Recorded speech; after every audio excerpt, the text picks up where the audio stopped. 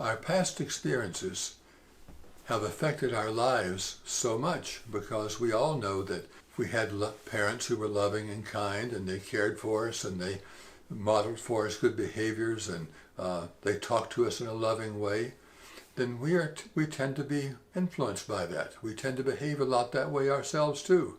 But on the other hand, if we had parents who were neglectful, they rarely paid attention to us, maybe a parent split up when we were younger and never saw one of them again, maybe we had a parent who was critical all the time, always pointed out what I did wrong and it wasn't good enough and so on. All those past programmings affect my life today. And so if I didn't have a real loving childhood and a dependable childhood and a predictable one in that way that showed loving kindness and care for myself coming from them too, then that's going to be hard for me to play that out in my life. Because I will think that way about myself. I'll be critical of myself, or I'll deprive myself. I won't know how to be loving to myself and support myself and to think the thoughts that would support all that. So in order to be healthy, I need to see what my thoughts are saying.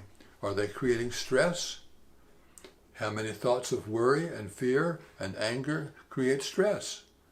That's a major source of stress, is what we're thinking actually, and how I'm interpreting things. And we don't see stress that way. We think it's the thing out there that's causing my stress, rather than seeing largely it's my interpretation of the out there, of what's happening.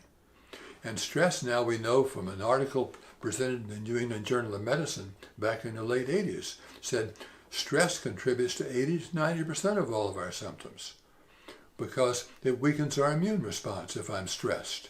I'm pouring out more cortisol and adrenaline, those survival hormones. And so if I can reduce stress, I can be more at peace, and then my body is more at peace and it stays healthy. But our medical system is still stuck in the dark ages. Something outside you causes a problem and something outside you will fix it. And it does temporarily, but medicines have side effects, which is more illnesses. And we need to get to the real cause, which is inside ourselves. When we do that, we can be happier and we can be healthier without creating more problems at the same time. But our culture has not supported that. It's just to make a lot of money for the drug companies. And of course they wouldn't like hearing me say that, but why does that make a lot more money? Because each one is programmed in to have side effects. And those side effects are literally creating more problems. And just so the drug companies can sell more drugs. And they used to give doctors expensive vacations if they prescribed a drug a lot of the time. Finally, that was brought to the surface and that was stopped, and I'm thankful for that. But it just tells us what's happening in our culture. We can be so bent on just making things profitable economically, but not being concerned about how it's affecting our health and happiness of ourselves or of others or of our family members. And if we can see what thoughts I'm thinking contribute to my illness, like is there some reason I need this? Is there something this symptom will get from me? Would it get me out of doing something? Would it get something for me? Would it get me love and attention? Would it express some emotion for me? So on, that I'm not able to get some other way. I think, for example, if one person I think of who couldn't walk from terrible cerebral palsy. When he was young, his father was a doctor. He would, anytime they were sick, he would be very loving and caring, but that's the only time. When he'd come home from work every day, he would be very critical of them, very demanding of them if they left books out somewhere, if they left their jacket somewhere, or their shoes somewhere. And he would be on their case and criticizing them and so on.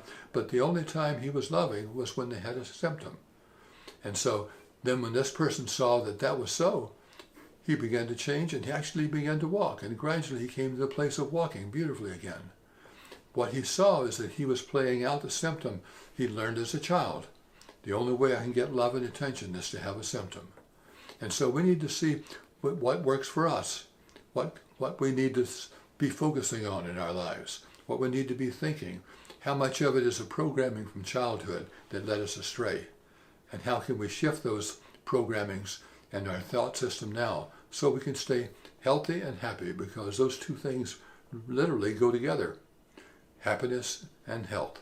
Certainly, if you'd like to learn more about these methods or these tools or the combinations of them and how they work, I'll be glad to talk with you about it. You could contact me by phone or by email, or you could call me and we can make an appointment or two and we could discuss it more in relation to your area, your issues, your problem areas, and what would be effective for you to do together. So I'd be happy to explore those things with you. I have people who want to come in person can see me in New York City or in Westport, Connecticut. Others may prefer to have session by Zoom or telephone or FaceTime or things like that. So that's possible too, especially during this coronavirus situation.